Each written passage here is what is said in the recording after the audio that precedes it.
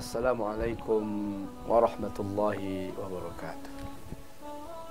Alhamdulillahi nahmaduka Allahumma hamdan katsiran kama amar fantahu amma naha anhu wa hazzar. Asyhadu an la ilaha illallahul wahidul qahhar wa asyhadu anna Muhammadan abduhu wa rasuluhu sayyidul abrar. Allahumma salli wa sallim wa barik ala nabiyyina wa habibina wa maulana Muhammad wa ala alihi wa sahbihi sallimu alaihi tasliman katsira. Kaum muslimin hamba Allah yang mulia, Allah berfirman dalam surat Ali Imran ayat 185. A'udzubillahi minasyaitonir rajim. Bismillahirrahmanirrahim. Kullu nafsin dha'iqatul maut. Sesungguhnya setiap yang bernyawa, setiap jiwa akan berhadapan dan menemui, merasakan kematian. Wa innama tuwaffawna ujurakum yawmal qiyamah. Dan sesungguhnya semua amal-amal kalian, pekerjaan kalian, usaha-usaha kalian, perilaku kalian akan dibalasi secara sempurna di hari kiamat. Faman zuhziha 'anil nar, maka siapa yang diselamatkan dari neraka, wa udkhilal jannah, lalu dimasukkan ke dalam surga, faqad faz, berarti dia sukses, dia beruntung. Wa mal hayatud dunya illa mata'ul ghurur. Tidaklah kehidupan dunia itu melainkan hanya kesenangan yang memperdaya, kesenangan yang menipu. Bapak Ibu kaum muslimin hamba Allah yang mulia, kematian ternyata itu adalah ketetapan yang tidak bisa kita hindari. Artinya takut atau tidak, yang mati tetap datang juga. Siap enggak siap, yang ajal tetap akan datang juga. Enggak ada pilihan. Karena itu undang-undangnya jelas. Kullu nafsin za'iqatul maut. Setiap yang bernyawa akan merasakan kematian. Ini ketetapan Allah. Dan Allah kalau sudah menetapkan, tidak ada yang bisa menolaknya. Orang baik mati, orang jahat juga mati. Orang kaya mati, orang miskin juga mati. Raja-raja mati, orang biasa juga mati. Semuanya. Bahkan yang luar biasa, para malaikat mati, termasuk malaikat maut. Malaikat maut juga akan mati. Terus nanti akan mati semua yang hidup. Tinggallah Allah saja, Al-Hayyu Al-Qayyum, yang maha hidup dan berdiri sendiri. Bahkan kaum muslimin hamba Allah yang mulia, kematian ini, ketetapan Allah akan bahwa siapa yang bernyawa akan mati ini tidak bisa dihindari, bahkan oleh orang yang mengaku dirinya Tuhan. Fir'aun mengaku dirinya Tuhan, dan banyak yang percaya dia Tuhan. Apapun perintahnya banyak yang melakukan, mengagungkan Fir'aun banyak, walaupun ada yang tidak. Dia mengaku dirinya Tuhan.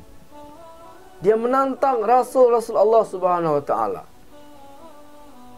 Dia membunuh bahkan ribuan bayi-bayi. Pertanyaannya adalah, Fir'aun yang mengaku dirinya Tuhan itu, kemana dia sekarang? Di mana dia sekarang? Mati. Fir'aun yang mengaku dirinya Tuhan, dengan kekuasaan dia melakukan kezaliman, dengan kerajaannya dia melakukan perbuatan menentang agama dan Rasul Allah. Dia ternyata tidak bisa lari dari kematian yang Allah tetapkan. Bahkan kematian Fir'aun tragis. Dia dan tentara yang disombongkannya itu sama-sama Allah tenggelamkan dalam laut. Bahkan kematian tidak bisa dihindari oleh orang kaya. Dan dengan kekayaannya, selama ini dia bangga, berlaku durjana, aniaya, dan sebagainya. Kekayaannya yang membuat orang berdecak kagum. Kekayaannya yang membuat orang acung jempol. Kekayaan yang membuat orang berada di sekelilingnya. Tapi kekayaan tidak bisa membeli yang namanya kehidupan kalau sudah mau diambil oleh Allah. Lihatlah Qarun. Qarun yang kekayaannya luar biasa. Bahkan Al-Quran menyatakan, menggambarkan bahwa Qarun memiliki gudang yang kunci-kunci gudangnya butuh orang-orang kuat untuk mengangkatnya. Kalau kuncinya diangkat oleh orang kuat, berarti kuncinya banyak. Kalau kuncinya banyak, berarti gudangnya banyak. Kalau gudangnya banyak, berarti hartanya banyak. Dan Qarun dengan bangga mengatakan, ini karena aku, karena ilmuku, karena kepintaranku, karena kehebatanku. Pertanyaannya, Qarun yang punya harta banyak, yang punya kekayaan melimpah, bisakah lari dari kematian? Tidak. Qarun tidak bisa dengan hartanya membeli kehidupan. Tidak bisa menyogok malaikat untuk dia bisa hidup bertahan hidup lama. Qarun akhirnya mati, dan kematian Qarun sangat tragis juga. Qarun dan harta yang membuat dia bangga sama-sama Allah tenggelamkan ke dalam tanah. Begitulah nasib Namrud. Begitulah nasib Hitler. Begitulah nasib orang-orang yang ketika jayanya, ketika kuatnya, ketika mudanya mengatakan saya, dan saya, tapi dia tidak bisa lari dari kematian. Ini yang pertama, bahwa kematian adalah ketetapan Allah yang tidak bisa dihindari oleh siapapun. Karena semua yang bernyawa akan mati, termasuk malaikat maut. Yang kedua, lalu persoalannya di mana? Kematian itu perkara biasa. Apa yang kita maksud kematian perkara biasa? Banyak orang mati. Dari dulu sampai sekarang, sejak zaman Nabi Adam, hampir tiap hari orang mati. Bahkan ada yang mati rombongan. Bahkan ada yang mati ribuan. Ada yang mati sendirian. Ada yang mati di tempat tidur. Ada yang mati bahkan tak tahu di mana kuburannya. Bahkan tak ada jasadnya. Hancur lebur oleh bom dan sebagainya. Kemarin si A mati. Sebelumnya si B mati. Berarti biasa kita ketahui selama ini. Di kematian hal yang biasa, enggak aneh lagi, bukan perkara langka, bukan kejadian sekali-sekali, bukan kejadian luar biasa. Kematian biasa dalam pengertian memang faktanya setiap hari di mana-mana kita mendengar, kita melihat ada orang mati. Namun yang penting juga kita pahami kematian juga perkara luar biasa. Kenapa kematian dinamakan perkara luar biasa? Karena kalau sudah mati, nggak ada cerita untuk kembali ke dunia. Kalau waktunya datang, tidak ada cerita untuk diundur. Ini luar biasanya. Nggak ada nego-nego, nggak ada reschedule, nggak ada di jadwal ulang, nggak ada. Kalau kematian datang, Allah tegaskan, iza jaa ajaluhum la yastakhiruna sa'atan wa la yastaqdimun. Kalau kematian udah datang, waktunya udah tiba, nggak bisa diundur, sebagaimana tidak bisa juga dipercepat. Inilah luar biasanya. Jadi kalau kematian datang, tidak akan ada kesempatan untuk kembali ke dunia. Disinilah maka orang yang mati nyesal, tapi terlambat. Jadi kematian pasti terjadi, dan kalau waktunya datang tidak bisa dihindari. Dia biasa karena memang setiap hari orang kita lihat orang mati, kita dengar orang mati, tapi dia luar biasa karena kematian ini pemutus kesempatan orang di dunia. Lalu masalahnya di mana? Masalahnya adalah kalau mati sudah datang, ternyata itu bukan akhir dari kisah hidup kita, bukan akhir dari sejarah kita, bukan selesai persoalan kita. Karena keyakinan kita, agama kita mengajarkan kalau kematian sudah datang, berarti orang akan berpindah ke alam baru, dihidupkan di akhirat. Nah, kehidupan di akhirat inilah yang misteri. Tapi Allah sampaikan dalam Al-Quran bahwa kehidupan di akhirat itu namanya darul jaza, tempat menerima upah, tempat kita panen, tempat menerima hasil. Upah apa? Upah dari apa yang kita kerjakan ketika di dunia. Panen apa? Panen atas apa yang kita tanam di dunia. Ganjaran apa? Ganjaran atas perilaku kita di dunia. Maka Allah tegaskan dalam ayat tadi, wa innama tuwaffawna ujurakum yaumal qiyamah. Ganjaran pahala atas perbuatanmu di dunia, atas perilakumu di dunia, atas pekerjaanmu di dunia, atas apapun yang kamu alami di dunia, yang kamu kerjakan hari ini, nanti Allah akan balas di akhirat. Berarti hidup di dunia tempat kita bekerja, beramal, balasannya nanti di akhirat. Maka orang yang pekerjaannya buruk di dunia, buruk balasan di akhirat. Orang yang taat dan saleh di dunia, baik balasannya di akhirat. Itulah makna wa innama tuwaffawna ujurakum yaumal qiyamah. Balasnya akan Allah sempurnakan. Tidak ada yang Allah kurangi, tak ada yang Allah zalimi, tidak ada yang akan Allah sunat, Allah potong. Tidak ada pungli. Amal kita akan terima utuh. Sebagian dari amal kita di dunia itu ada yang sudah kita terima hari ini balasannya. Sisanya di akhirat. Ada orang baik kaya, kekayaan itu mungkin balasan atas kebaikannya.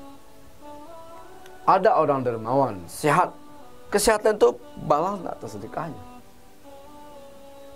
Hidupnya nyaman, hidupnya gembira, hidupnya bahagia karena dia orang soleh. Mungkin kenyamanan hidup dan kebahagiaan itu sebagian balasan atas amalnya. Sisanya ia akan terima nanti di akhirat. Pokoknya nggak ada yang Allah rugikan. Kalau ada orang baik ternyata miskin di dunia, sedangkan temannya tadi dia baik dan kaya. Nah yang miskin ini padahal amalnya sama, kebaikannya sama, berarti orang miskin ini akan dibalasi pahala atas pekerjaan baiknya ini lebih banyak nanti di dunia ketimbang yang kaya yang sebagiannya sudah diterima hari ini. Dia ada pahala yang lebih cepat, tapi tidak ada yang dikurangi, tidak ada yang disunat. Jadi nggak usah kecewa kita. Sama-sama baik, sama-sama amal, sama-sama soleh, tapi saya sakit-sakitan, dia enggak. Dia kaya raya, saya miskin. Dia punya jabatan, saya enggak. Enggak usah khawatir bahwa orang miskin mungkin masuk surganya lebih dahulu ketimbang orang kaya. Orang miskin menerima amalan, ganjaran atas amalnya lebih banyak ketimbang orang kaya. Kalau keduanya sama-sama soleh. Karena orang kaya berarti sudah menerima sebagian bonus-bonus dari amalnya. Sedangkan orang miskin menerima utuh pahala dan bonusnya sekali di akhirat. Itulah makna wa innama tuwaffawna ujurakum yaumal qiyamah. Bahwa amal atas apa yang kamu kerjakan Allah akan balasi utuh nanti di akhirat. Bapak Ibu kaum muslimin hamba Allah yang mulia. Jadi begitulah ketika kita yakin ada akhirat, ternyata akan Allah balasi semuanya. Ketika ada hak-hak kita hari ini tidak kita terima, tenang saja, kita akan terima insya Allah nanti di akhirat. Ketika keadilan hari ini tidak berpihak sama kita, tidak masalah, nanti kita akan tuntut di akhirat. Hutang nggak dibayar, dibayar di akhirat. Persoalan nggak selesai, diselesaikan di akhirat. Permusuhan tidak tuntas, tuntaskan di akhirat. Innama tuwaffawna ujurakum yaumal qiyamah. Allah akan balasi pahala atas amal-amal kamu di dunia. Jadi tidak ada yang bisa kita sembunyikan. Hak kita tidak dibayarkan orang, akan kita terima di akhirat. Hak orang tidak kita kasih hari ini, kita kasih nanti di akhirat. Kita menzalimi orang karena dia takut nggak bisa membalas, dia akan terima di akhirat. Kita dizalimi orang karena dia kuat, kita akan terima imbalan di akhirat. Begitu. Kalau di dunia pengadilannya bisa direkayasa, bisa dinego, di akhirat tidak. Kau percayalah bahwa innama tuwaffawna ujurakum yaumal qiyamah. Bahwa amal-amal kamu akan dibalasi di hari kiamat. Tidak usah khawatir kita akan rugi. Karena Allah Maha Adil, sebagaimana juga Allah Maha Kaya. Terus di ujung ayat, faman zuhziha 'anil nar wa udkhilal jannah. siapa yang diselamatkan dari neraka lalu dimasukkan ke dalam surga, faqad faz, itu orang yang sukses. Ternyata ukuran kesuksesan bukanlah kekayaan. Sukses dia ya kekayaannya melimpah. Kalau di dunia iya. Hebat dia, jabatannya naik di dunia iya. Mantap ya dia, prestasinya menanjak iya kalau di dunia. Tapi ukuran prestasi sebenarnya adalah zuhziha 'anil nar wa udkhilal jannah. Diselamatkan dari neraka dan dimasukkan ke dalam surga. Siapapun kita, kalau nanti di akhirat Allah selamatkan dari neraka, Allah masukkan ke dalam surga, berarti kita sukses. Tapi dunia ada di tangan. Kekayaan, jabatan, fasilitas, kenyamanan, kehidupan terus. Semuanya kita miliki. Orang berdecak kagum melihat kita, melihat prestasi kita. Tapi ujung-ujungnya di akhirat kita masuk neraka. Berarti kita tidak sukses. Kita tertipu. Kesenangan dunia ada di dalam genggaman. Tetapi ujung-ujungnya kita nggak masuk surga. Berarti kita gagal. Kenapa? Ukuran kesuksesan yang benar adalah faman zuhziha 'anil nar wa udkhilal jannah faqad faz. Siapa yang diselamatkan dari neraka dan dimasukkan ke dalam syurga, maka itulah orang yang sukses. Wa mal hayatud dunya illa mata'ul ghurur. Dan tidaklah kehidupan dunia melainkan kesenangan yang menipu. Bapak Ibu kaum muslimin hamba Allah yang mulia, maka kesenangan dunia, kalau itu membuat kita sengsara di akhirat, berarti kita ditipunya. Kita mendapatkan anjungan jempol dari fans-fans kita di dunia, tapi tidak direstui oleh Allah, berarti kita gagal. Semuanya ada pada kita di dunia. Kita kaya raya. Tapi nanti di akhirat kita miskin, berarti kita gagal. Kita tertipu. Kita senang dengan segala macam kesenangan di dunia, tapi nanti di akhirat kita sengsara dengan segala macam kesengsaraan, maka berarti kita tertipu. Itulah makna wamal hayatud dunya illa mata'ul. Tidaklah kesenangan dunia melainkan kesenangan yang menipu.